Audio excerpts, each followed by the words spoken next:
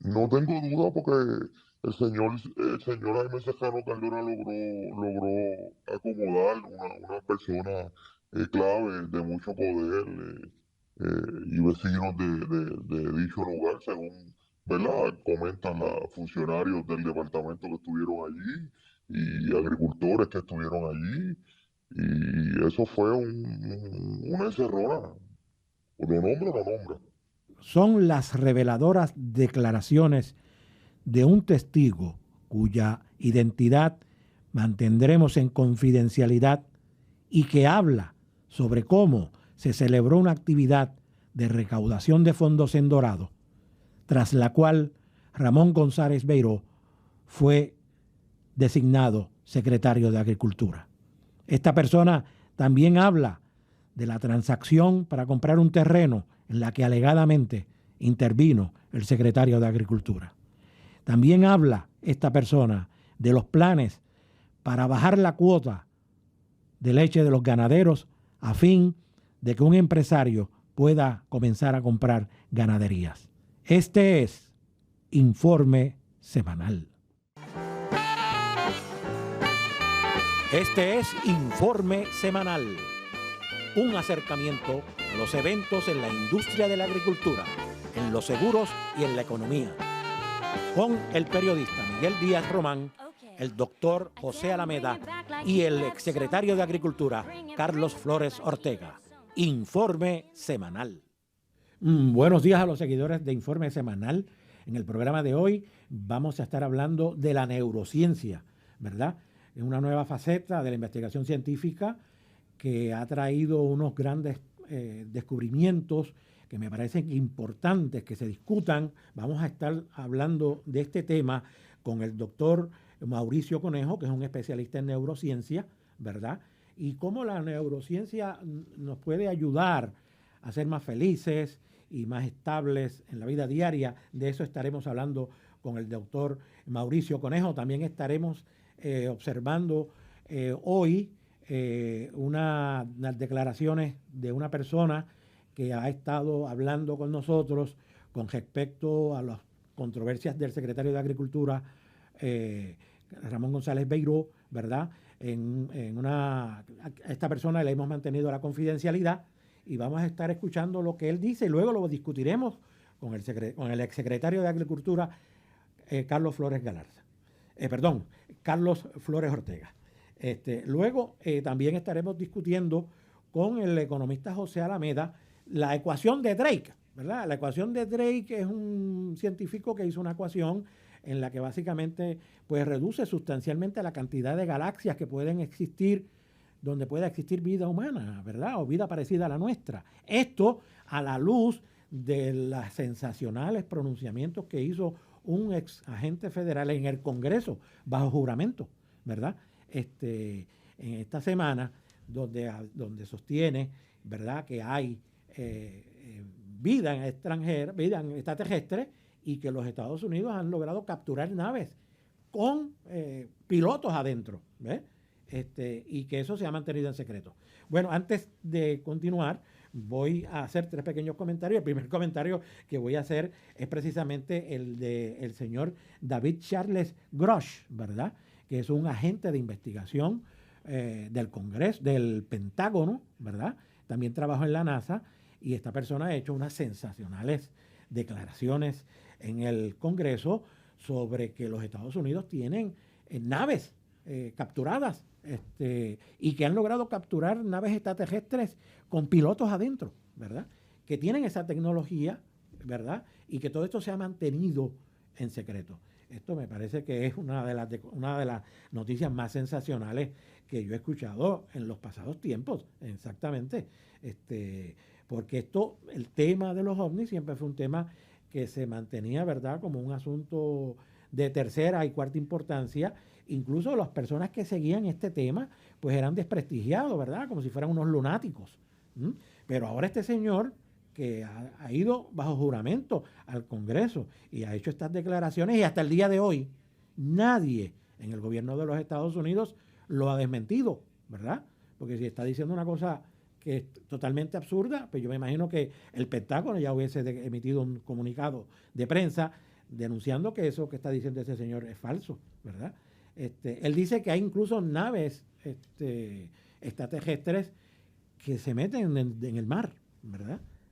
Interesante todo esto, sobre todo a la luz de que hay personas que siguen este asunto de los ovnis y tienen la noción de que lo que nosotros vemos y que denominamos aquí en el planeta Tierra como objetos voladores no identificados, ovnis, pues son para estas personas, ¿verdad?, seres vivos. O sea, que los ovnis también tienen una manera distinta de entenderse entre los que siguen este tipo de fenómenos, que son vidas, una manera de vida que estamos viendo en el horizonte, ¿verdad?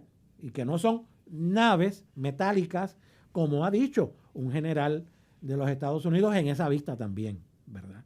Bueno, el segundo comentario que quiero hacer es que Rishi Sunak es el primer ministro de Inglaterra, ¿verdad? Rishi Sunak también es el líder del Partido Conservador, ¿verdad? Rishi Sunak es una persona cuyos padres son inmigrantes de origen hindú.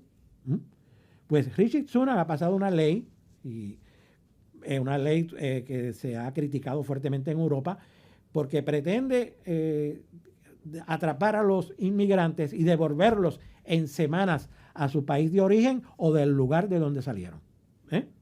Y para eso han preparado una cárcel flotante, ¿verdad? Que la tienen lista para eso. Esto ha sido fuertemente criticado en Europa porque la Europa de unos años atrás era una Europa abierta a la inmigración, porque la inmigración se ve como una fuente de mano de obra para levantar las economías, ¿verdad?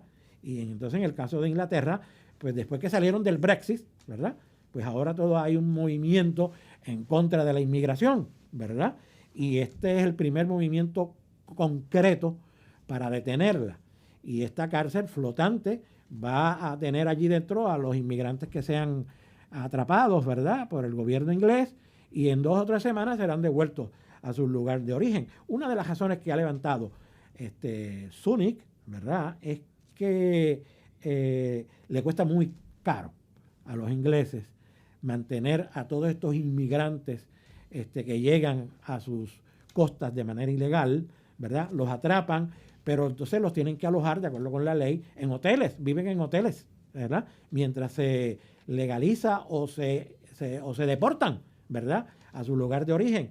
Y en ese momento están en hoteles, y estos hoteles le cuestan al gobierno británico $6 millones diarios. 6 millones de dólares diarios, ¿verdad? De manera que no hay duda de que el trato humano tiene un costo. Y ahora pues han realizado este cambio dramático, ¿verdad?, en las leyes de inmigración, que vamos a ver y le daremos seguimiento a ver por dónde termina todo esto, ¿verdad? Bueno, el tercer comentario que quiero hacer, ¿verdad?, es que ya lo habíamos hablado aquí anteriormente en el programa, le estábamos dando seguimiento a las elecciones en España, ¿verdad? Y ha ganado las elecciones el Partido Popular de España, que es dirigido por Alberto Núñez Feijóo. Es un partido de centro derecha, ¿verdad? En ocasiones ha asumido posiciones de ultraderecha, pero en otras básicamente es un partido de centro derecha, ¿verdad? Pero ganando ha perdido, ¿verdad? Porque esa es la realidad de estos procesos de sistemas parlamentarios que son distintos al sistema presidencialista que se sigue en Puerto Rico, ¿verdad? Aquí, pues el Partido Popular ganó X cantidad de votos para acceder al Congreso, pero no ganó toda la mayoría, que son 176 votos. De manera que Alberto Núñez Feijóo ganó las elecciones porque fue el partido más votado, pero no obtuvo la mayoría, ¿verdad?, que se necesita para poder tener dominio total del Congreso y entonces decidir quién va a dirigir el gobierno, porque eso lo decía el Congreso, ¿verdad? Entonces, todavía está está pujando, como decimos en Puerto Rico, para conseguir una coalición con otros partidos y ganar esa mayoría, ¿verdad? Allá los comentaristas políticos dicen que no va a lograrla, ¿verdad? El partido Vox, el partido ultraderecha Vox, que era con quien estaba realmente aliado el Partido Popular, recibió una derrota. De hecho, fue el partido derrotado de estas elecciones porque de 59 congresistas o diputados que llegó a tener hasta los otros días, ahora tiene 33, es decir, ha perdido 19. De manera que Vox perdió apoyo en el electorado en estas elecciones y quien ha resultado ganador es el presidente, Pedro Sánchez, ¿verdad?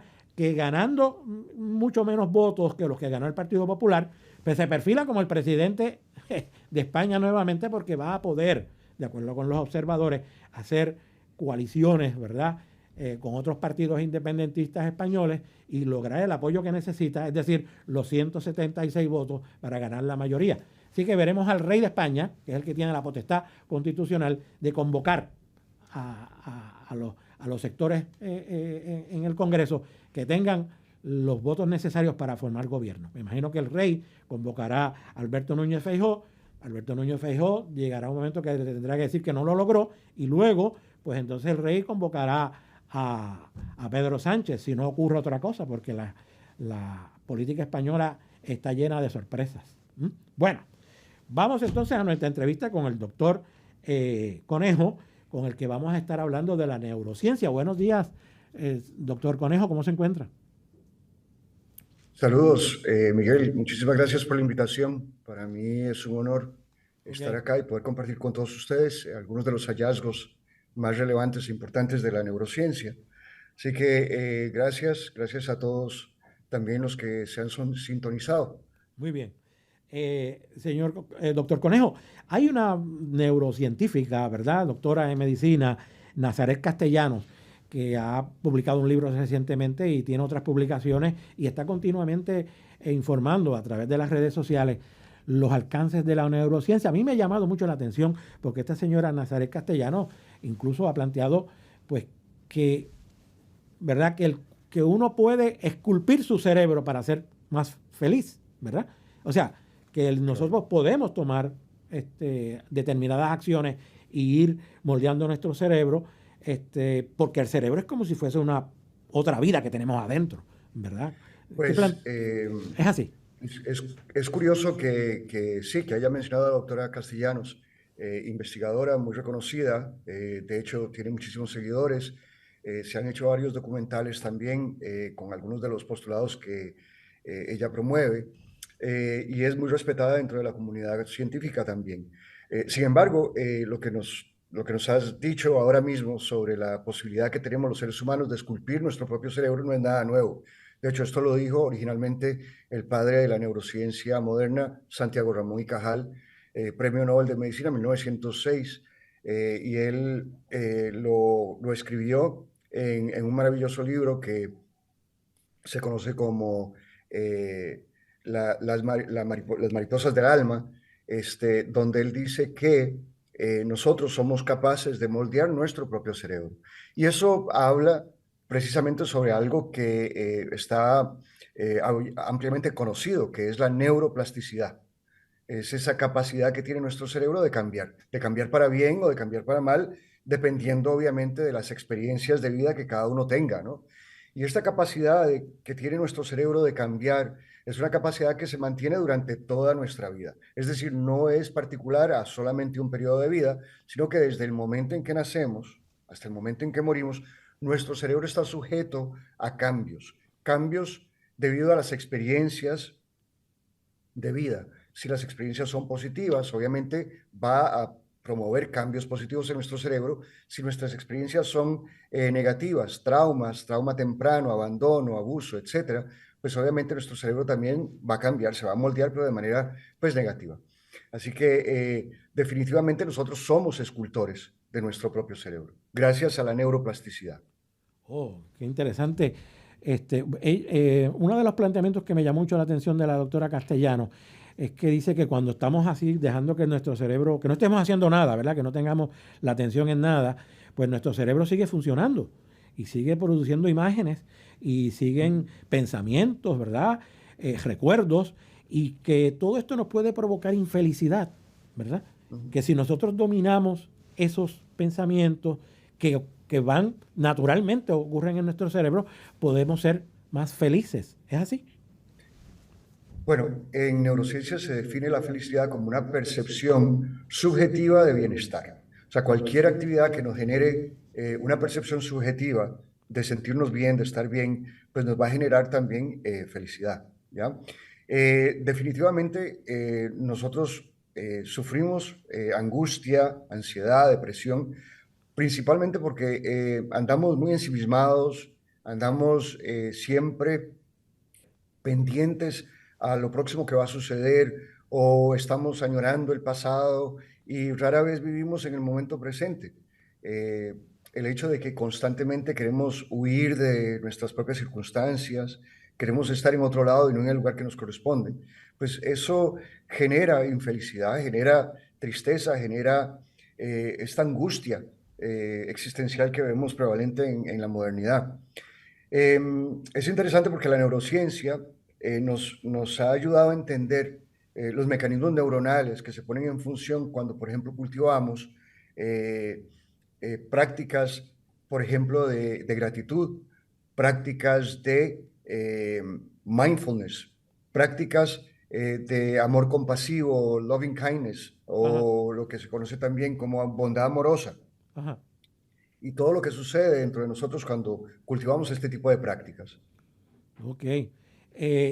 También se ha planteado, ¿verdad?, que hay una comunicación directa entre el cerebro y la función intestinal, Correcto. la microbiota, ¿verdad? Donde están todas estas Sí, bacterias.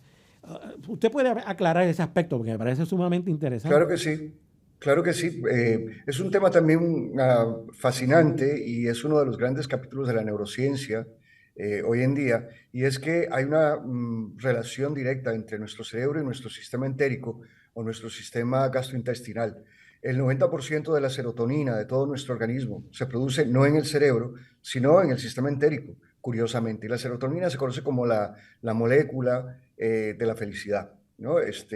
Así que hay una relación y hay una comunicación bidireccional entre el cerebro y el sistema entérico. Muchos científicos incluso han denominado al sistema entérico como un segundo cerebro. Y obviamente no es como que nosotros pensemos con el cerebro, perdón, con el sistema digestivo. Es más bien que realmente nuestro sistema gastrointestinal informa a nuestro cerebro muchas veces de nuestros estados de ánimo, nuestros estados emocionales, y esa comunicación que se da entre uno y otro es importante y se da principalmente a través del nervio vago, que es uno de los 12 pares de nervios craneales que tenemos. Así que pues se han identificado los mecanismos ampliamente de cómo es que esto funciona y sí, definitivamente eso también nos dice algo importante sobre también la alimentación, lo importante que es mantener una dieta sana, lo importante que es mantenernos hidratados, lo importante que es mantener ese sistema digestivo funcionando correctamente, no solamente para beneficio del organismo en general, sino también para beneficio del cerebro. Incluso hay algunas investigaciones que vinculan enfermedades neurodegenerativas como el Parkinson, incluso el Alzheimer, con un desbalance en la microbiota. Y obviamente todo esto es muy preliminar, pero apunta a que probablemente hay una relación directa entre lo que nosotros diariamente consumimos y eventualmente si desarrollamos unas enfermedades neurodegenerativas. Obviamente cuando hablamos de enfermedades neurodegenerativas, estamos hablando de procesos muy complejos. Sin embargo, ahora mismo el factor de riesgo número uno para contraer alguna enfermedad neurodegenerativa es la edad y como vemos, cada vez estamos viviendo más años. Entonces, pues es importante prestarle atención a estas prácticas de bienestar, hábitos saludables, de dormir correctamente, comer una dieta saludable, practicar la relajación a través del mindfulness o el yoga o cualquier actividad que nos genere paz, tranquilidad, armonía en nuestras vidas. Y de esa manera podemos asegurarnos de que podremos llegar a la edad de adulto mayor con un cerebro relativamente saludable, ¿no? Ok. También se plantea, ¿verdad?, que la postura física, ¿verdad? La postura física, el estado físico, incluso las expresiones de la cara pueden tener un impacto en la actividad cerebral. Es decir, si sonreímos mucho, pues eso es favorable para el cerebro, ¿no es así? Correcto. De hecho, eh, expertos que estudian las emociones se han dado cuenta de que también existe un vínculo muy fuerte entre nuestro cuerpo y nuestra mente, nuestros estados emocionales. Es decir, que de igual manera como nuestros pensamientos pueden tener una influencia directa en nuestro organismo generando enfermedades, nuestro cuerpo, según la postura, según la forma como respiramos, también puede tener un impacto en nuestros pensamientos, nuestra mente, nuestras emociones. Existe ese vínculo también. Y es importante, de hecho, reconocer que el 90% de las visitas al médico generalmente están relacionadas con el estrés, de una u otra forma. Vivimos en un mundo muy ajetreado, con muchas preocupaciones, constantemente corriendo, y creo que en este momento es sumamente imperante cultivar, adquirir herramientas que nos permitan gestionar mejor el estrés, que nos permitan estar más tranquilos, más relajados, vivir de manera más plena, vivir de una forma muchísimo más felices. Creo que aunque estamos gozando de muchos avances tecnológicos en la industria, en la medicina, en diferentes campos, muchas veces eso lo hemos hecho a costa de nuestro valioso tiempo, que muchas veces no utilizamos para cultivar este tipo de herramientas. Generalmente, Miguel, yo digo algo importante, y es que si una persona decide, por ejemplo, adentrarse en la práctica de la meditación y dedicarle consistentemente, ¿no? Es decir, de manera sostenida, hacer esta práctica todos los días, por 20 minutos, todos los días. Realmente esos 20 minutos representan el 1% del día. Sin embargo, ese 1% del día, bien utilizado en una práctica de meditación mindfulness, va a tener un impacto duradero en el otro 99% de nuestro día. Así que indiscutiblemente es una muy buena inversión de tiempo, si lo vemos de esa manera. Ok. Bueno, es que uno escuchándolo, ¿verdad? Estando en contacto con estas informaciones de la neurociencia, uno se da cuenta que el mismo cuerpo de uno es como si fuese un universo inexplorado, ¿verdad? Y que cada una cosa de estas cosas que yo he leído y que he hablado con usted ahora aquí, ¿verdad? Abren una nueva dimensión de conocimiento sobre cómo uno puede ayudarse a sí mismo, ¿no es así? Indiscutiblemente, y de hecho, nuestro cerebro realmente es el órgano más complejo que existe en el universo hasta donde sabemos, ¿no? En orden de complejidad, por ejemplo, celular, no hay nada que se compare con nuestro cerebro. Y sí, y realmente, aunque actualmente sabemos mucho del cerebro, realmente es más lo que ignoramos. Actualmente estamos solamente viendo una pequeña parte, ¿no? De lo que es nuestro cerebro. Eh, es decir, todavía sigue siendo un área envuelta en mucho misterio. La ciencia, la neurociencia, pues está tratando como de desentrañar ese misterio y enseñarnos cómo es que funciona y todo lo que podemos hacer con este maravilloso órgano. Em, todos tenemos un cerebro, pero no todo el mundo lo usa, como ya sabemos, ¿no? Y nadie viene con un manual de cómo se usa. Así que es importante aprender más sobre este maravilloso órgano. Ok. Por último, doctor, ¿el cuerpo piensa? O sea, de acuerdo con la neurociencia, los órganos de nuestro cuerpo piensan, el corazón. Bueno, Bueno, porque en realidad, hay una reacción simbólica tradicional que cuando uno habla sí, de que si quiere a alguien, pues uno se toca el corazón, uno toca el corazón a claro. los mensajes de la patria, a los himnos nacionales. El corazón, ¿por qué ocurre esta espontánea ubicación del corazón como en el área de los sentimientos? ¿Por qué? Claro. Bueno, pues definitivamente, si nos ceñimos a la neurociencia, tendríamos que decir que las emociones se procesan en el cerebro y particularmente en una parte del cerebro que se conoce como el sistema límbico. Bueno, hay muchísimas otras áreas implicadas en las emociones, pero principalmente en el sistema límbico. Sin embargo, aunque allí es donde se procesan principalmente las emociones se sienten en el cuerpo y por eso es que cuando sentimos amor, generalmente pues lo sentimos en el área del pecho, en el corazón. Ahora bien, si sentimos rabia, ira, vamos a ver que nuestro cuerpo también cambia y sentimos esa emoción. quizás en las manos, en los músculos, se tensan los puños, se cierran, se dilatan las pupilas, etcétera, y sentimos como que hierve la sangre. Ahora, todo eso son respuestas fisiológicas a la emoción, obviamente, ¿no? Entonces, aunque es muy acertado que definitivamente sentimos las emociones en diferentes partes de nuestro cuerpo, realmente las emociones se procesan en el cerebro. Ok. Pues muchas gracias, doctor Conejo, por su participación hoy en el programa. Yo podía quedar hablando con usted, ¿verdad? Mucho más tiempo, pero tenemos otros compromisos.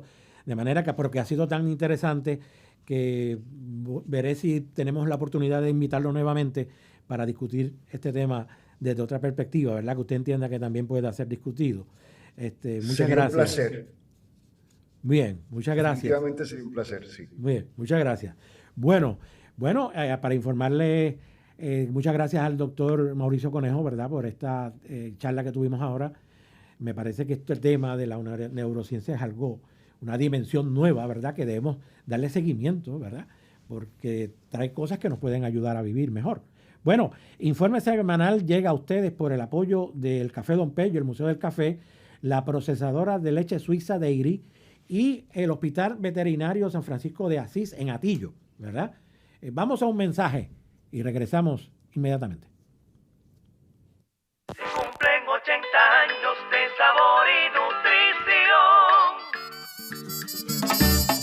alimentando familias en cada generación. Son 80 el son de Suiza, Y así lo vamos a celebrar. son 80 el 8 son de décadas Suiza, llevando nutrición y calidad. son 80 el son de Suiza, Desde el abuelo hasta el jovencito, 80 el Suiza son sigue de alimentando el corazón de Puerto Rico.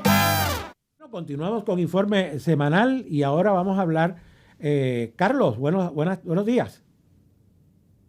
Buenos días, Miguel, y buenos días a todas las personas que fielmente escuchan este programa, Informe Semanal, con todos estos temas tan interesantes que ha traído hoy aquí, ¿verdad? La posibilidad de vida en otros mundos, la inmigración a nivel mundial y el trato humano, los gobiernos divididos parece que va a ser la norma en muchos países, como lo que está pasando en España, y de verdad, definitivamente, la conferencia que dio ahora Mauricio, el doctor Mauricio Alejandro Conejo, pues yo me identifico mucho porque mi estómago y mi cerebro están bien conectados. Cuando yo tengo hambre, soy un lobo feroz. Cuando estoy abastecido, soy un corderito. Así que sí, eso existe. Eso es cierto. Ok. Carlos, vamos ahora a tener una entrevista con una persona que no se va a identificar y que nos va a hablar aspectos sobre la declaración jurada del exsecretario de Agricultura, Ramón González Beiro. Vamos a la entrevista. Buenos días. Buenos días. Usted conoce el asunto de la declaración jurada, ¿cierto? Es correcto.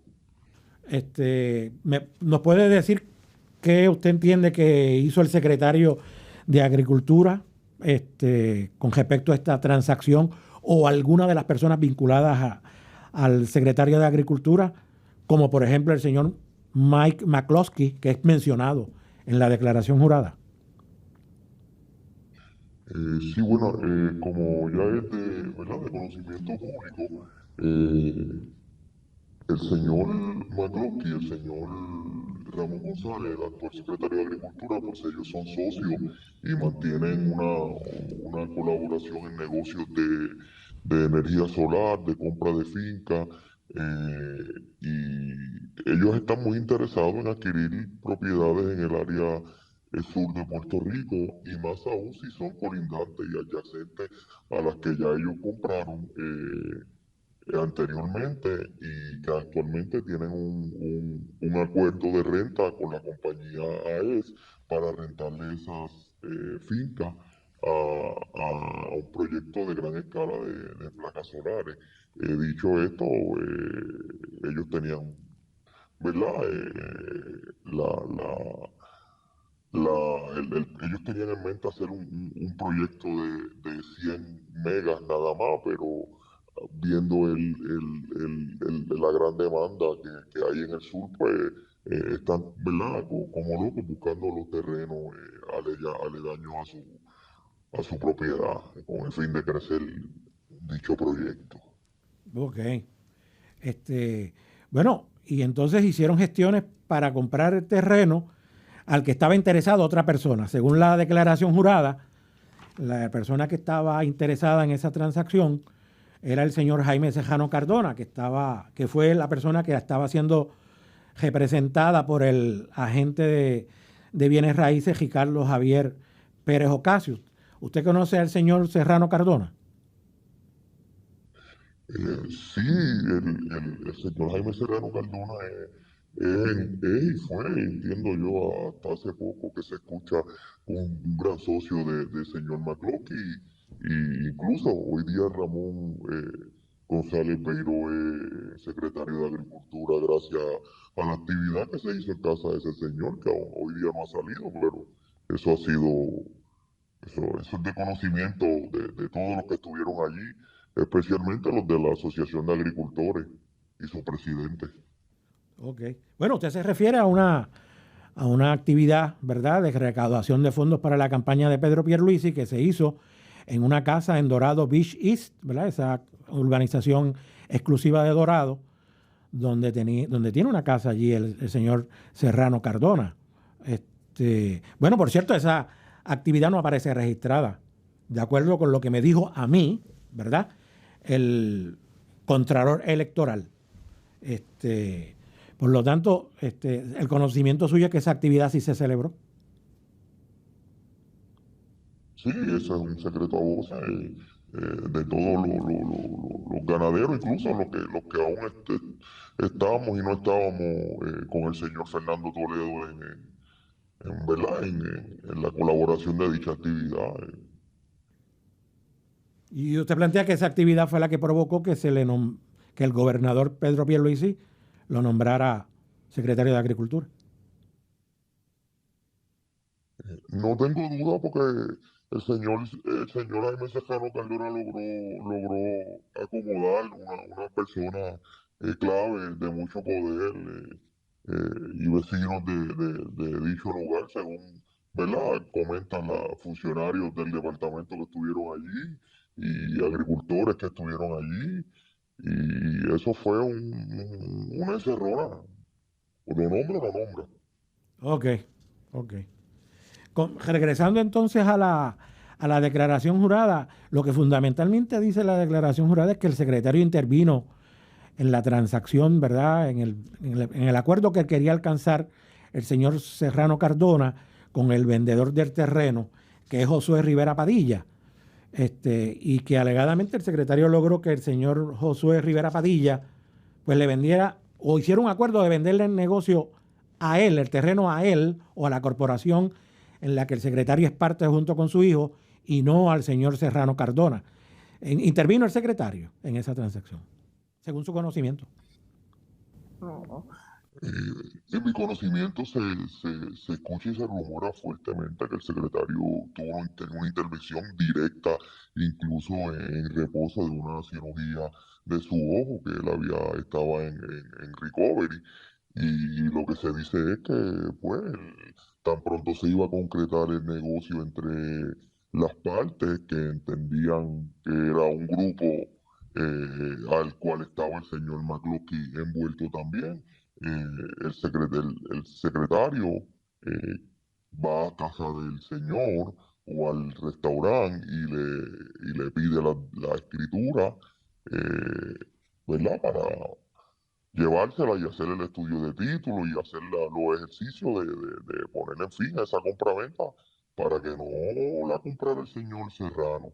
Eso es lo que básicamente se dice por ahí, el rumor entre agricultores y entre amigos que tenemos en común, que lo que se ha desatado es una batalla campal entre el señor McCloskey y el señor Serrano y el señor Ramón González Beiró, porque pues eso es una sociedad, ellos eran socios a escondidas y aparentemente pues lo sacaron al señor Serrano por su, ¿verdad?, por sus convicciones y por su pasado, lo han dejado a un lado a petición del secretario. Vale. Sí, como usted se refiere a la persona que está vendiendo el terreno, es el señor Josué Rivera Padilla. Cuando usted menciona un restaurante, un restaurante en Guaynabo, ¿verdad? Que se llama Terra, se me olvidó ahora el nombre del restaurante. Campestre. Terra Campestre. Terra Campestre, el dueño, que es el dueño de ese restaurante también. Y entonces que el secretario acudió, ¿verdad?, a donde estaba ese señor, Josué Rivera Padilla, para impedir la transacción. Así. Sí, lo que se dice es que había una comunicación donde el señor McCloskey iba a comprar ¿verdad? La finca con el señor Jaime Serrano, pero cuando se dan cuenta que la finca, lo que se dice es que cuando se dan cuenta de que la finca ya la había bajado el señor Serrano a 1.600.000 el precio, ahí el señor McCloskey se le vira al señor Serrano y le dice como excusa que esa finca va a terminar, ¿verdad? O siendo parte de él o siendo parte del señor Ramón González Beiro, que iba a terminar en una de esas manos y que él negociaba o con Ramón o con el señor Serrano, con el que la tuviese en ese momento. Casualmente se dice que al otro día el realtor llama al señor Josué y el señor Josué le manifiesta que ya le hizo negocio con el señor Ramón González Beiro, según dice la declaración y según lo que se dice por ahí en los rumores de la calle, que, ¿verdad? Que aparentemente ellos tienen negocios, son bien amigos de años y la finca se la iba a dejar a él porque, ¿verdad? Hay unos incentivos envueltos. Sí. Sí, eso dice la declaración. Yo entrevisté al señor Josué Rivera Padilla. Él niega de los incentivos, pero acepta que le va a vender el negocio para que el terreno regrese a las manos de la familia del secretario de Agricultura, González Beiró, porque él dice que él le compró esa finca a la familia de él y ahora quiere que regrese, ¿verdad? En este caso se la estaría vendiendo a la empresa Agriart LLC, que es en la que el secretario, su hijo y el señor McCloskey son socios. Eso es así. Eso es correcto. Eso ellos son socios en el Agrial. La excusa ¿verdad? Que pone el señor Josué de venderle esa que le acabo de decir a usted, pero la realidad es que se escucha que le habían vendido la finca a 1.600.000 al señor Serrano ¿verdad? Y que se la vendieron en 1.200.000 dólares a Ramón. Y ahí donde entendemos que hay la diferencia de los incentivos, porque como si tú estás comprando una finca en 1.600.000 y la estás vendiendo en esa cantidad y de momento la bajas a 1.200.000, eso él es un buen negociante. Josué, yo no creo que sea tan bobo para hacer un descuento, ¿verdad? Incluso teniendo la oferta de 1.600.000 sobre la mesa. Sí. O sea que un descuento de $400,000 no suena, ¿verdad? Y ahí es que se entiende que vendrían los incentivos, vendrían a subsanar la falta de dinero por los incentivos que alegadamente se le prometieron al señor Josué Rivera Padilla, ¿no es así? Sí, no hay otra, porque ¿cómo tú justificas esa diferencia en precio?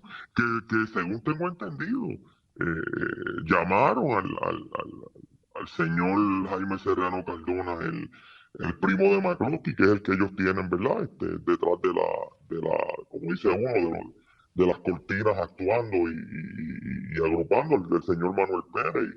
Y Manuel Pérez le manifestó al señor Jaime Serrano que eran 1.200.000 la compra. Incluso él estaba ajeno a que Serrano Cardona estaba haciendo negocio con McCloskey.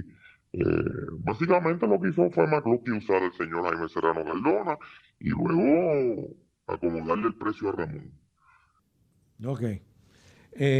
Por último, ¿verdad? El señor secretario, por ley, tiene que delegar todas las funciones de sus negocios privados en un fideicomiso que tiene a su vez un director, que es un fideicomisario, ¿verdad? Que es la persona que tiene el control de los negocios del secretario por ley y que es la persona que es la que estaría llamada a estar al frente de estas transacciones y no el secretario. ¿Usted ha sabido si aquí ha habido la participación de un fideicomisario en estas transacciones?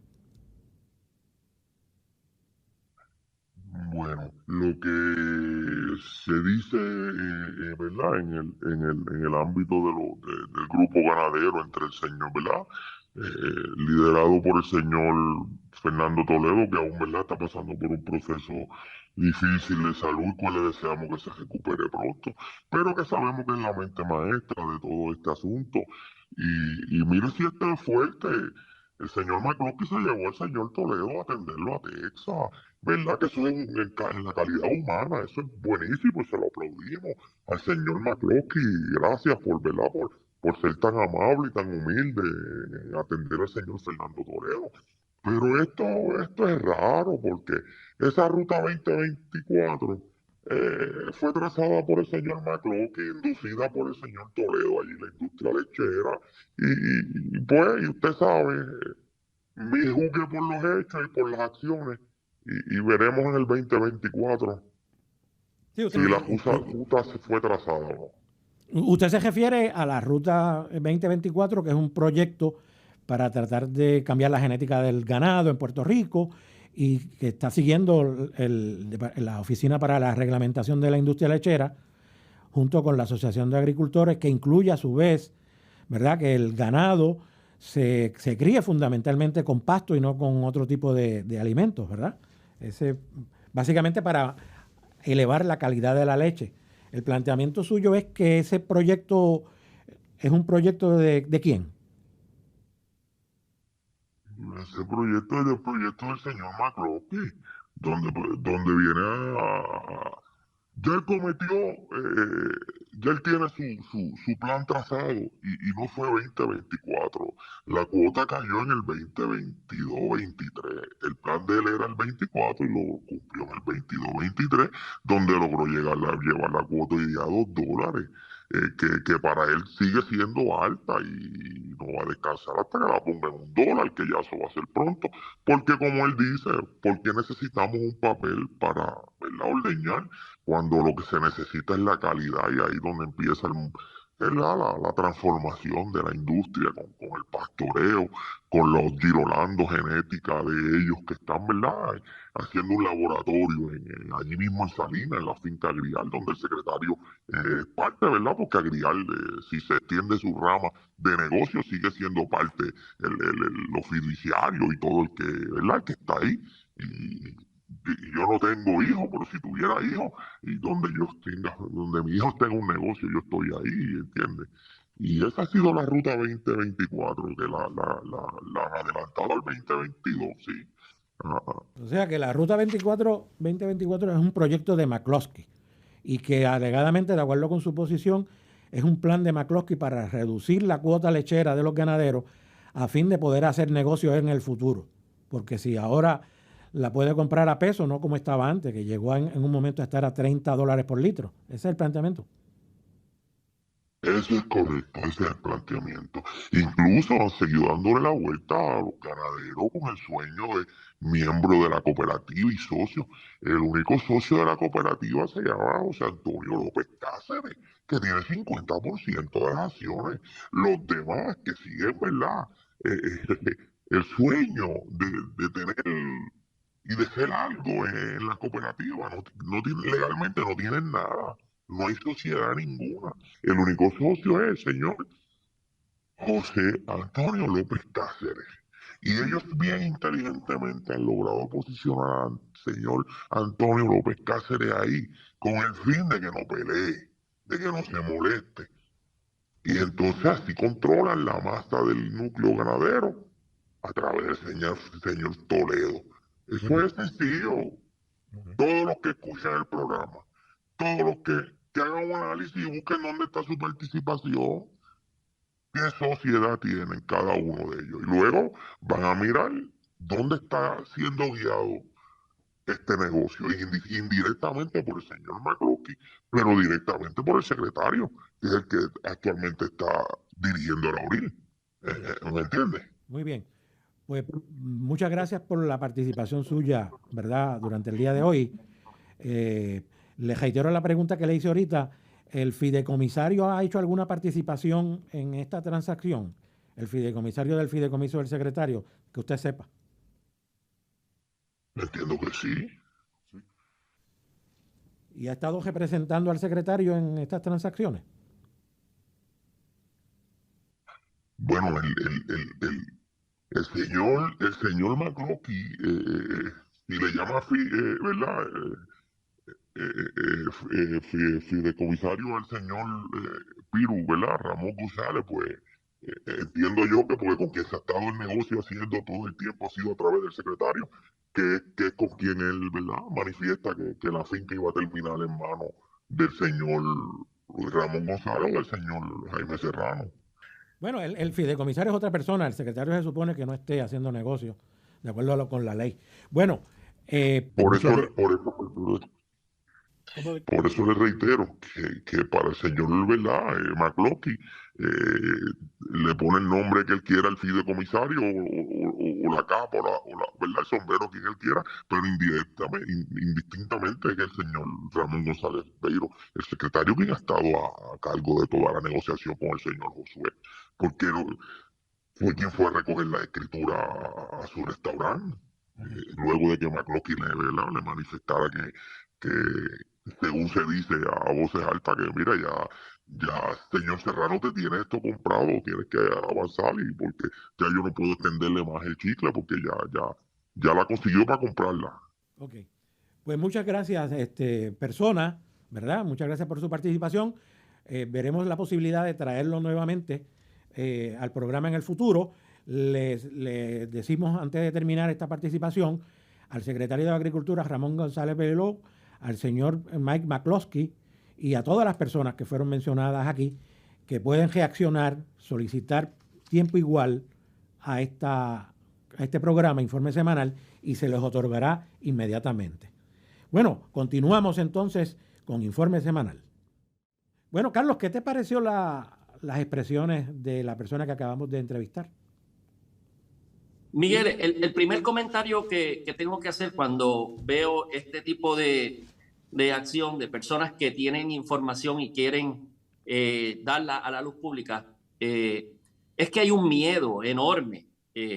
Hay muchas personas que conocen muchas cosas que están ocurriendo, pero tienen que recurrir quizás a este formato en el que tú como periodista puedes ¿verdad?, proveerle para que ellos se sientan cómodos en decir lo que está ocurriendo, pero así hay mucha gente. O sea, no me extrañó que tuvieras que tener una persona hoy protegiendo su identidad para que manifieste cosas que sabemos que está ocurriendo y que a gritos secretos está ocurriendo. Muchas personas saben, se supone que en el gobierno de Puerto Rico nosotros tengamos una agencia que analicen todas estas cosas y que midan el comportamiento y evalúen el comportamiento de los funcionarios públicos. Y no hay que estar llevando, ¿verdad?, personas como lo que ocurrió ahora, con ese miedo para declarar lo que está pasando. De hecho, hay unas leyes en Puerto Rico que protegen las personas que quieran informar algo que está ocurriendo mal en las mismas agencias. Pero esto está ocurriendo continuamente. Yo recibo llamadas todos los días. Yo no tengo ya nada que ver con el Departamento de Agricultura y no hemos podido salir completo porque las personas me llaman para lo mismo. Pero ¿qué me dicen? Por favor, no diga mi nombre, no me identifique, pero esto es lo que está ocurriendo. Bueno, una vez llega a mis oídos, ya es algo oficial y yo como funcionario público, aunque estoy en la universidad, tengo que hacerlo público, pero no puedo entonces decir quién me lo dijo, de dónde viene la fuente, pero yo sé que son personas que están dando la información porque la conocen de primera mano. Así que ese es el primer comentario. El segundo, pues tampoco me sorprende porque de alguna manera ya toda esta información ha ido saliendo a la luz pública. Todo esto ha ido saliendo poco a poco. Lo que sí me preocupa es la inacción que ha tenido, fortaleza la inacción que han tenido las agencias que se supone que atiendan esto, y lo despachan sencillamente o no lo atienden. Esa es la preocupación que yo tengo. Sí.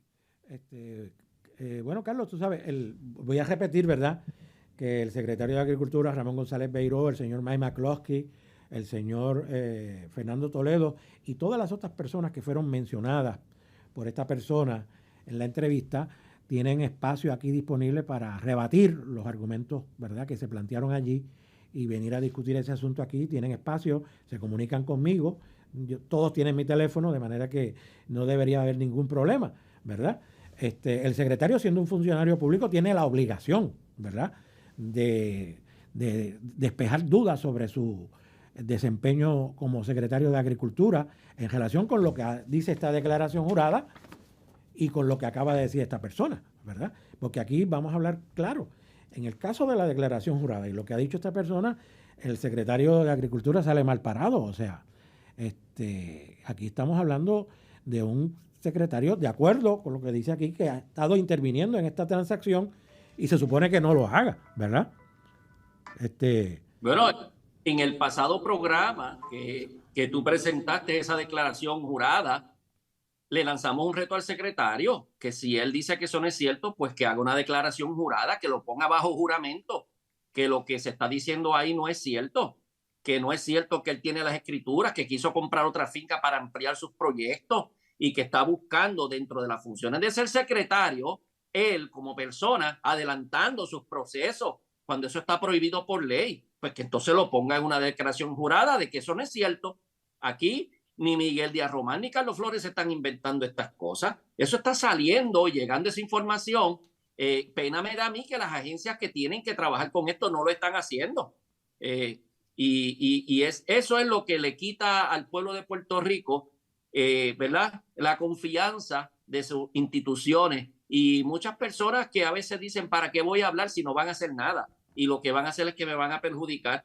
Pues así no podemos levantar un nuevo Puerto Rico, así no podemos echar para adelante esto. Aquí las personas tienen que ser valientes. Mira, esa persona, aunque habló de forma que no se conozca quién es, ¿verdad? Pues yo no sé quién es. Pues la realidad es que ha hecho más que otros que saben la información y se la callan. Por lo menos van saliendo poco a poco. Y eso lo que quiere decir es que las personas están buscando que se atienda, que se pare esto ya. ¿Qué más podemos hacer, Miguel? Sí. Bueno, Carlos, otro aspecto de la declaración de la persona que habló y que mantenemos en confidencialidad su identidad, es la participación directa del señor Mike McCloskey en el proyecto 2024, en el que se ha embarcado la Oficina para la Reglamentación de la Industria Lechera y que alegadamente tiene el propósito de mejorar la calidad de la leche más allá de las disposiciones federales de grado A, ¿verdad? Y que ha sido criticado por determinados sectores de los ganaderos porque creen que esto es innecesario. Lo que plantea ahora esta voz es que McCloskey alegadamente estaba muy interesado en que se bajara o se eliminara el factor de la cuota de leche como un factor económico para él poder acceder a más ganaderías, comprarlas, ¿verdad? Eso sí que me parece que es un planteamiento duro. ¿Qué tú tienes que decir sobre eso?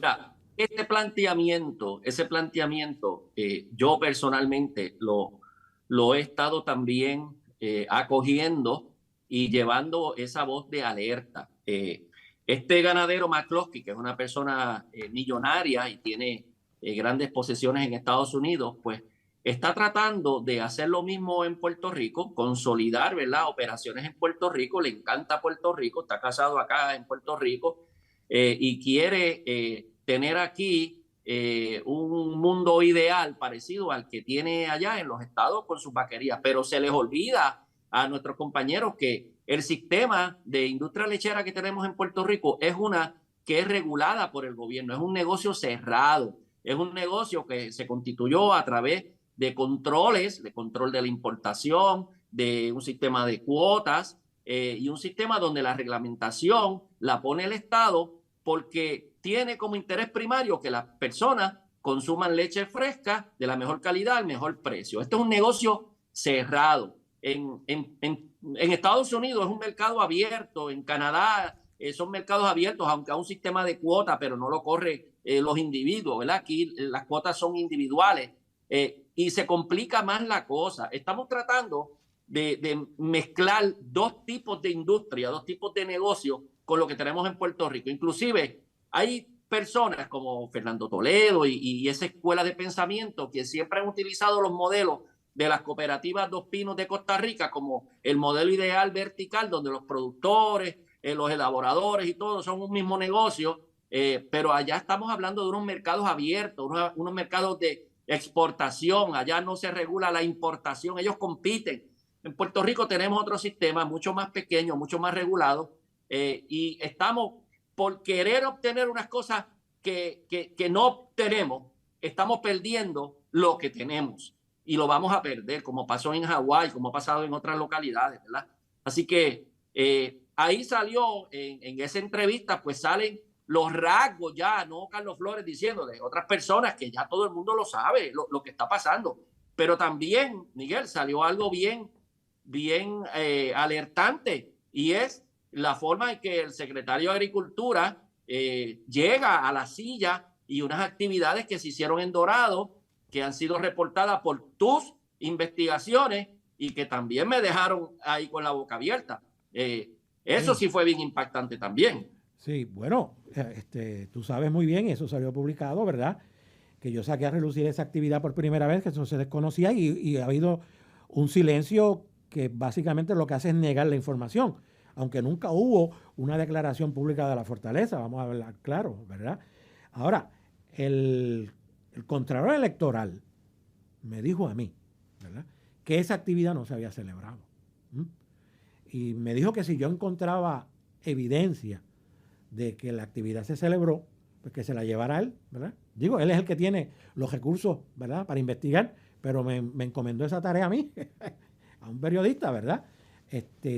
No sé cuál es la prioridad del señor Contralor Electoral, porque lo que está diciendo esta fuente es que la actividad sí se celebró, ¿verdad?, que allí hubo unos recaudos, y dicho por el propio Contralor Electoral, no hay rastro de esa actividad en los registros electorales que recibe el Contralor Electoral, porque todas las actividades tienen que ser registradas allí.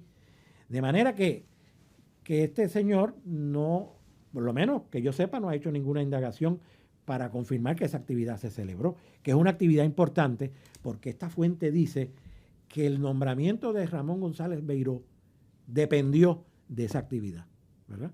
¿Qué pasó en esa actividad? ¿Cuánto dinero se recaudó en esa actividad, verdad? Y un dinero que no fue registrado, ¿verdad?, en la oficina del Contralor Electoral. Esto sí que es un escándalo de marca mayor, ¿verdad? ¿Qué te parece, Carlos? Para mí el comisionado está mal, está bien mal. Yo tengo conocimiento personal de personas que estuvieron en esa actividad, porque después de esa actividad se sentaron conmigo a decirme lo que pasó allí. Yo tengo conocimiento de eso y puedo dar los nombres de las personas que estuvieron allí. Yo vi fotos de esa actividad. Yo vi taquillas de esa actividad. Yo vi y visuales de esa actividad. Tengo conocimiento de hasta la distribución de las cosas que hicieron distintas personas. Fernando Toledo tenía unas tareas y otras personas tenían otras tareas. Allí yo vi a muchos funcionarios que actualmente están en ese staff del secretario. Y claro, el grupo sólido, ¿verdad?, pequeño pero sólido, de Fernando Toledo y Ramón González de la Asociación de Agricultores estuvieron allí. No pueden negar lo que ocurrió, y el comisionado despachar y decir eso no ocurrió sin siquiera ponerse a investigar, pues a mí lo que me dice es que no le interesa hacerlo porque su jefe político le está diciendo deja eso ahí quieto. Pero eso ocurrió y allí estuvo el gobernador. ¿Cómo van ahora a negar algo que ocurrió? Sí. ¿Qué pasó allí? Yo no estuve porque obviamente yo no era invitado ni me interesaba, ya yo iba de salida. Pero estas cosas, si uno quiere reflejar ante el pueblo como funcionario público que uno hace un buen trabajo, uno no puede tener basurita debajo de la alfombra. Y esas son las cosas que molestan cuando uno está buscando los candidatos y cuando uno está buscando las personas que pueden mejorar este país. Eso está mal. Bueno, Carlos, ha llegado al final, ¿verdad? Tu participación hoy en Informe Semanal. Yo voy a reiterarle al secretario de Agricultura, Ramón González Beiró, que tiene aquí una ventana abierta para reaccionar a todo lo que se ha planteado, y al gobernador Pedro Pierluisi también, sobre la actividad de recaudación de fondos en la que él estuvo presente, ¿verdad? Y que no aparece registrada, y que sin duda se perfila como un gran escándalo para las próximas elecciones. Bueno, Carlos, gracias por tu participación, ¿verdad? Gracias, y muy atento a todos los comentarios, así que ahí estaremos muy pendientes de lo que ocurre, porque acaban de botar 8 furgones más de guineos estas últimas semanas y esto parece que no se acaba. No Después hablaremos de eso. Después hablaremos de eso. Ya van más. Bueno, Informe Semanal llega a ustedes por el apoyo de Café Don Pello, el Museo del Café, por la procesadora de leche Suiza Dairy y por el Hospital Veterinario San Francisco de Asís en Atillo. Vamos a un mensaje y regresamos en un instante. Se cumplen 80 años de sabor y nutrición. Alimentando familias en cada generación. Son 80 el son de Suiza. Y así lo vamos a celebrar. Son 80 el 8 son de décadas Suiza. llevando nutrición y calidad. Son 80 el son de Suiza. Desde el abuelo hasta el jovencito. Suiza sigue alimentando el corazón de Puerto Rico. Bueno, continuamos con Informe Semanal, ¿verdad? Y ahora vamos a hablar con el economista José Alameda. Buenos días, Alameda, ¿cómo te encuentras? Buenos días a ti y a todo el mundo por ahí, que está por allá en el otro lado de la Bejuco, Sí. Bueno, Alameda, esta semana el Congreso, ¿verdad?, ha sido escenario de unas declaraciones, a mi juicio, verdaderamente sensacionales, donde este señor David Charles Grosh, es un agente, ¿verdad?, del Pentágono y de la NASA, de inteligencia, ha dicho que en los Estados Unidos han logrado capturar naves extraterrestres con pilotos adentro y que han tenido acceso a toda esa tecnología y que no se quiere delatar esta información. Decir, esto es una cosa verdaderamente extraordinaria. Tú me has planteado que ya en un tiempo atrás se había dialogado esto entre la comunidad científica y está lo que existe lo que se conoce como la ecuación de Drake, ¿verdad? ¿Puedes hablar más de la ecuación de Drake, Alameda, tú? Sí, mira, esta ecuación yo vi un documental de Carl Sagan y unos cuantos más, y que presentó una ecuación sumamente kilométrica que trataba de hacer un estimado.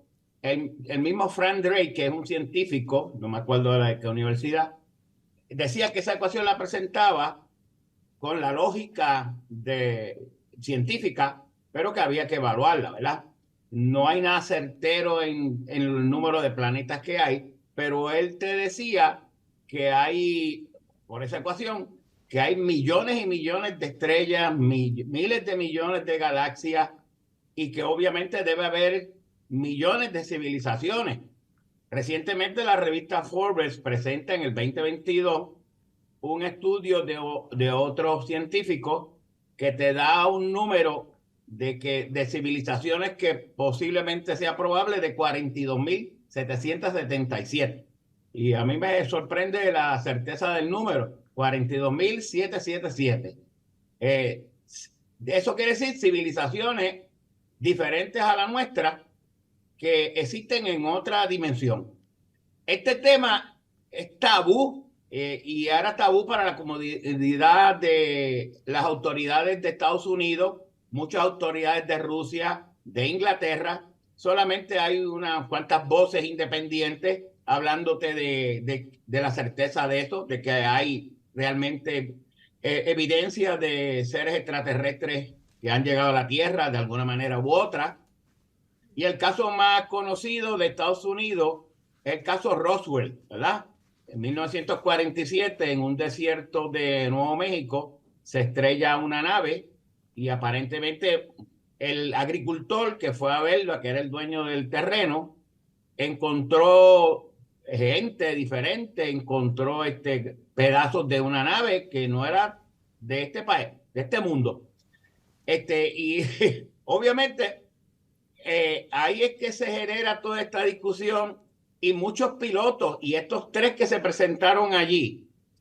Antes de que los pilotos, yo estuve haciendo un research, ¿verdad? Ajá. Y hay una ecuación aquí, de esa ecuación de Drake, que dice Eric Saxon, que dice que posiblemente haya 50,000 millones de galaxias.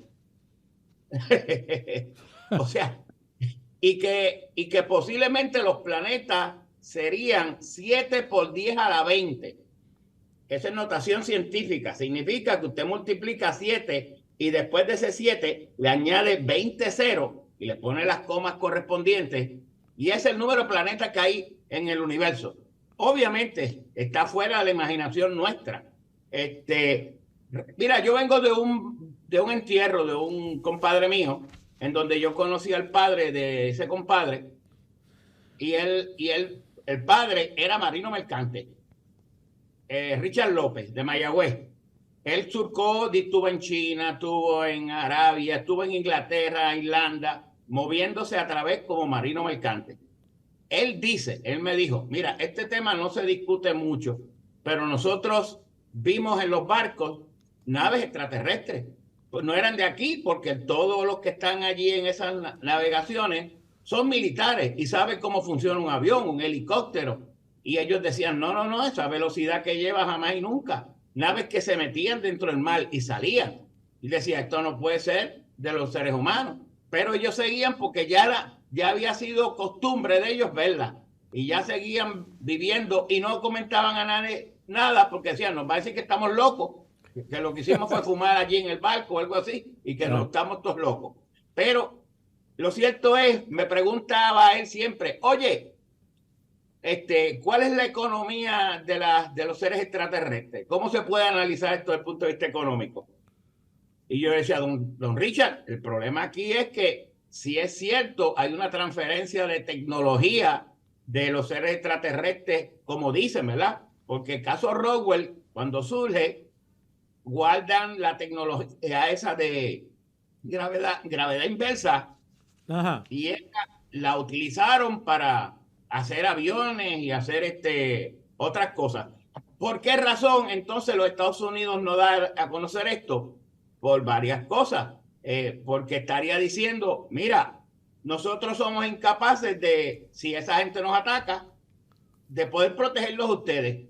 Así que usted corre y escóndase el más rápido sitio que pueda. Y eso obviamente no es parte de lo que debe hacer una nación civilizada. Ni los chinos, ni los rusos. Decir, mira, nosotros estamos indefensos ante un ataque de esa naturaleza. Esa es una. Lo otro que dicen es que ellos guardan una tecnología que la están utilizando y no quieren compartirla con nadie. Así que hay una transferencia de tecnología, supuestamente, ¿verdad?, en este mundo abstracto, de unos seres extraterrestres hacia unos locales, los americanos, donde nosotros no hemos pagado, los americanos no han pagado el cheque de esa transferencia tecnológica. ¿A quién se le hace el cheque? Yo siempre decía, a Haití, cuando estaba la de Haití, pues no se sabe, pero obviamente es interesante lo que esta gente ha dicho, porque es lo que estoy viendo, fíjate, y para cerrar con este tema, lo que estoy viendo es que en un momento dado Estados Unidos se hermetizó. No hablemos de esto. A diferencia de Chile, porque Chile ha tenido avistamientos, ya dice, sí, existen, pero los Estados Unidos no existen, estos están locos, no digan nada, están locos, ¿ves? Y entonces ahora como que están abriendo la caja de Pandora. La investigación del Congreso, lo que está diciendo, mira, aquí hay algo que nosotros no podemos atacar y nos atacan. Y así que en este sentido, pues, de hecho, hay un comité que va a rendir un informe. Pero oye, mira bien esto. Va a rendir un informe sobre estos objetos no identificados, ellos le llaman. Sin embargo, ellos mismos dijeron, ese comité, que iban a rendir el informe, pero iba a tener un apéndice que no es público, que solamente es para los congresistas. Y ahí entonces tú levantas bandera roja. Oye, si es público, pues debe ser todo, el texto y el apéndice. ¿Por qué el apéndice vas a guardar algo ahí? Y eso te da a ti a entender una cábula. Dice, porque si es público, pues dalo todo. ¿Por qué razón no, el apéndice, por lo menos hasta donde yo he oído, no se va a enseñar a nadie? No sabemos. Así que pues esto es sumamente interesante y esto hay que estudiarlo. Esto no es bicoca, ¿verdad? Esto es algo de la seguridad de los países que está envuelta aquí y cuesta miles de millones esa seguridad a la tierra. De hecho, me acordé recién que Ronald Reagan, presidente de Estados Unidos, fue a las Naciones Unidas pidiendo que las naciones se unieran para crear un escudo protector, un shield. Sí, me acuerdo de eso. Sí.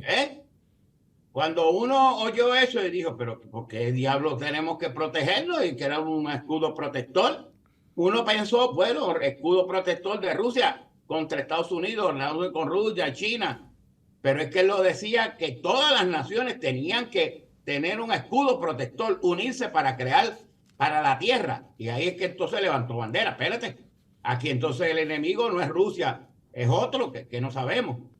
Y eso pues obviamente da a entender que los presidentes tienen que tener algún tipo de información que obviamente se lo llevan a la tumba, nunca lo dicen, pero parece indicar que estamos en una era, va a ser diferente, y que obviamente Estados Unidos está dispuesto a abrir esa caja de Pandora. Sí. Bueno, todavía nadie ha salido a desmentir lo que dijo este señor y lo que dijeron los otros militares en el Congreso. O sea, no ha surgido... y lo hicieron bajo juramento. Y son pilotos que son conocidos, que han trabajado con la seguridad de los Estados Unidos y que parece, obviamente, que no son títeres que están ahí buscando exposición.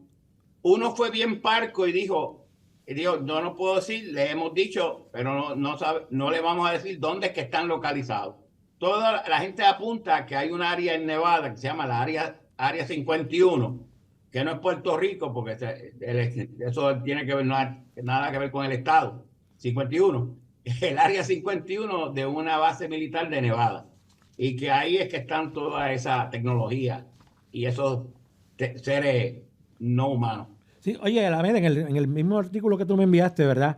Sobre la ecuación Drake, ¿verdad? Plantea que habrían 42.777 civilizaciones, ¿verdad? Mira, está ahí presente la ecuación Drake. Sí, y que solamente el 0.1% de esas civilizaciones podría avanzar como para poder establecer contacto con otra civilización. Bueno, eso es lo que los científicos dicen, ¿verdad? Claro, en este mundo yo creo que la ciencia no está tan adelantada como tener exactitud. Una de las cosas que siempre la ciencia ha tratado de tener, método, ¿verdad? El método sea estándar, idóneo, y sea a la misma vez, además de idóneo, objetivo, ¿no? Que no sea sujeto a los cambios y caprichos del investigador. Y que a la misma vez tenga unas teorías o modelos que sean precisos. En este mundo y esta cuestión del universo cada día se avanza más. Porque yo recuerdo cuando tú y yo estudiamos que me decían que el universo llegaba hasta Pluto. Pues ya por ahí para abajo sabemos que hay exoplanetas, ya están hasta 5.000 exoplanetas. Y eso es lo que se sabe. De aquí a 200 años, sabe Dios cuántos planetas hay. Y si obviamente habrá visto algún tipo de indicio de vida en otro lugar. Todo parece indicar que si le creemos a estos caballeros, y yo no tengo por qué dudar de su honradez, palabra, están bajo juramento, están en una investigación, son personas idóneas, no están locos, no salen de un manicomio, y al decir lo que están diciendo, pues uno tiene que creerle. De hecho, estaban ahí en las redes de Microsoft Bing, diciendo que por fin Jaime Maussan, mexicano que siempre ha sido ufólogo, Ajá, sí. que tenía razón. Sí, Y todo el mundo, mira, que le creíamos loco es el que tiene la razón. Pero nadie sabe. Pero que si estamos solos en este mundo, yo creo que va a ser bien difícil con esa playa tan grande de planetas y galaxias. Y que obviamente, ahora, que nos sirve eso, ¿verdad? Que nos ayuda, a lo mejor nos ayuda, a lo mejor no. Pero lo cierto es que parece indicar de que muchas naciones han cogido tecnología inversa, desarrollo de esa tecnología, y han logrado desarrollar, por ejemplo, el famoso aviones BAT, eso, el que tiene Estados Unidos, que parece un murciélago, ¿verdad? Sí. Esa tecnología, pues, viene precisamente de esa caída de esta nave en Roswell. También hay un caso en Reino Unido, en otro lugar que le llaman el Roswell británico. Así que, bueno, en eso estamos. Okay. Es interesante eso. Sí, interesante. Bueno, regresando a la Tierra, para finalizar, ¿verdad, Alameda? Se está hablando de que viene una recesión. Después que la Reserva aumentó esta semana nuevamente la tasa de interés, ¿tú entiendes que es probable que haya una recesión planetaria? Mira, está bien confuso, está más confuso que los planetas esto. Porque la estadística reciente de Estados Unidos demuestra que el empleo está creciendo. No creció como se esperaba, pero creció el nivel de empleo. Y las estadísticas también del Producto Nacional Bruto, Producto Interno, nos demuestra también que hubo crecimiento del Producto Nacional, en términos reales, ajustado a la inflación. Como yo siempre he dicho, ese es el panorama agregado. Estados Unidos, al igual que Puerto Rico, hay que buscar la radiografía interna, porque tú tienes estados que crecen más rápido que otros. El Banco de Filadelfia, por cierto, el Banco de Reserva de Filadelfia es el único que tiene una página de internet que crea un mapa de Estados Unidos y te dice cómo están creciendo los demás estados. Mientras algunos estados que crecen, otros estados crecen menos y hay otros que no crecen, porque es heterogénea la composición de Estados Unidos. Realmente, como yo siempre he dicho, Estados Unidos en el agregado existe, pero realmente como economía son 50 economías que cada uno hará para un lado y otro para otro. Y si quieres hacerlo más radiográficamente, pues vete a los 3.400 counties que tiene Estados Unidos y vas a ver que cada county cada condado tiene una dinámica económica diferente. Recuerdo yo que cuando subían las tasas, los precios del petróleo, habían unos estados que reducían su capacidad de crecimiento. Sin embargo, Texas y Alaska prosperaban. Y cuando bajaban los precios del petróleo, Texas y Alaska reducían su crecimiento, pero los demás estados prosperaban. ¿Por qué? Porque la estructura industrial de cada estado es diferente. Hay trabajos hechos por el Banco de Reserva de San Francisco, el Banco de Reserva de Filadelfia, que yo he citado y lo cité en mi tesis doctoral, que hace diferente a cada uno de esos estados. Puerto Rico es lo mismo. La agregación que decimos que Puerto Rico ha crecido un 3% es una abstracción estadística, porque esos son los 6 o 7 municipios que están metidos en la área metropolitana. Muy poco le toca a Las Marías, Maricao, Jayuya, Morovis, de ese crecimiento. Y eso sucede con Estados Unidos. O sea, quiere decir que aunque Estados Unidos no lo veo entrando a una recesión en el agregado, cuando tú miras los 10 estados que dominan el crecimiento, California, Texas, Nueva York y otros más que no recuerdo ahora, yo hice ese estudio y lo hice en la Junta de Planificación, solamente unos 10 estados explican como el 80% del crecimiento de Estados Unidos. ¿Por qué? Por lo mismo, porque ya yo aprendí de que esa agregación lo que hace es confundir, ofuscar el análisis económico certero. Hay que ir a las regiones, a lo particular. para ver que no todo el mundo navega en el río de la prosperidad y que hay algunos que se quedan rezagados y que son importantes porque también son gente. Allá atrás vive gente, como decía mi abuelo. Y exactamente eso es lo que sucede. Así que en el agregado de Estados Unidos, pues no muestra tener recesión. Habría que buscar estados como Mississippi, Kentucky, North Dakota, que por alguna razón puedan tener un rezago económico y que en efecto así es. Ok, sí, interesante.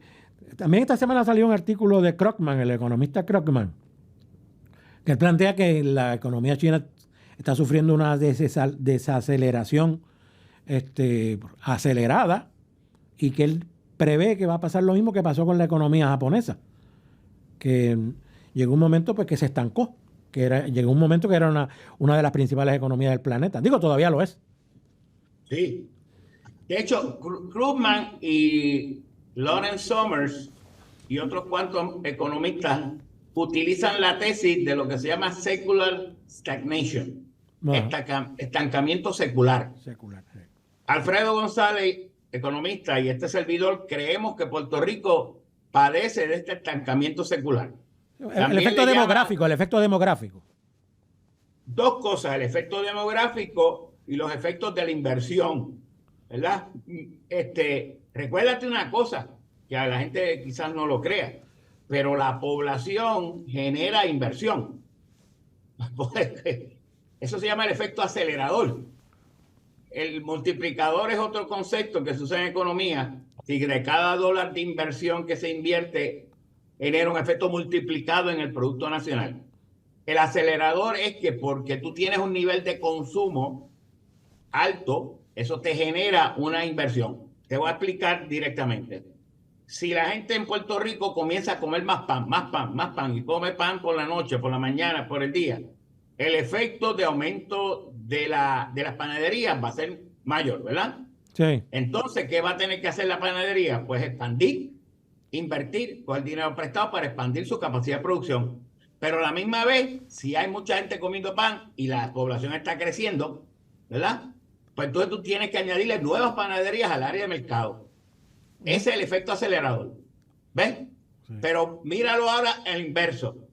Mira ahora que la gente dejó de consumir, hay menos gente, las personas no paren, las mujeres no paren más, no quieren parir por las razones que sean, la unidad familiar ha cambiado, la composición, no se quieren casar, bla, bla, bla, todas esas cosas que ya sabemos.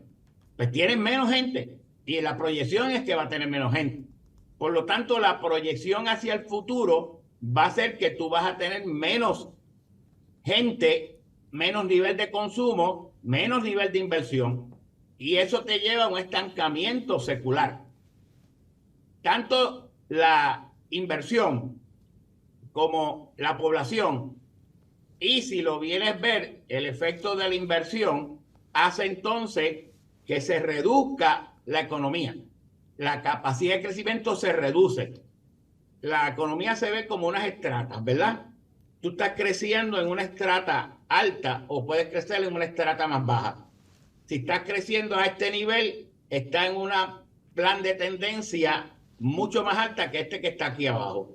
Pues eso es lo que sucede, y Krugman nos dice que la economía norteamericana puede haber pasado a este nivel de tendencia. Va a crecer 1, 2%, pero no tiene la capacidad para moverse a un 3, 4, 5%. Puerto Rico, cuando yo hago los estudios y que lo presenté ante la Junta de Supervisión Fiscal y que está publicado y que posiblemente después lo podamos ver con más calma, usted ve que la estructura de crecimiento estaba aquí en 2% y ahora es menos 2. ¿Ves? Okay. Eso es un estancamiento secular. Es como yo le explico eso a mis estudiantes. Es como un automóvil que tiene la transmisión mala, cae en un boquete y tú tratas de ponerle el drive, ¿verdad? Para salir y la goma patina, porque la capacidad de la transmisión y la goma no es lo suficientemente fuerte para sacar de ese hoyo. Si la economía está bien y tiene los mecanismos institucionales y tiene la inversión y tiene la población creciendo, bla, bla, bla, pues tú vas a tener una transmisión fuerte, ¡boom!, que te va a permitir sacar a la economía de ese estancamiento secular. Y eso es lo que se le llama secular stagnation. Una recesión que es mucho más profunda porque no muestra la capacidad de afrontar la crisis y de salir de la crisis. Es como una persona enferma. Tienes el corazón bien, tienes los riñones bien, todo te funciona, te da un catarro, pues, o un COVID, toma las pastillas, hace el tratamiento, en un par de días saliste. Pero si estás comprometido tu sistema, pues un catarro te puede matar. Eso es lo que es la diferencia. Y así funciona la economía. Y eso es lo que precisamente Krugman se refiere. Sí, bueno, ellos Krugman ve la cosa mala para China. Puede ser un impacto adverso para la economía mundial también, porque China era un gran consumidor, ¿verdad? De bienes. Sí, China, las proyecciones de crecimiento de China están prácticamente de una economía que crecía todos los años 7, 8, 9% real. Real significa ajustada a la inflación. Está creciendo en 0%. Los informes que se dan allí muestran de que la economía va a estar estancada por un tiempo, quizás por el efecto de la guerra Rusia. Por eso es que las guerras no son buenas. La gente cree que las guerras son buenas. No, totalmente. Malas.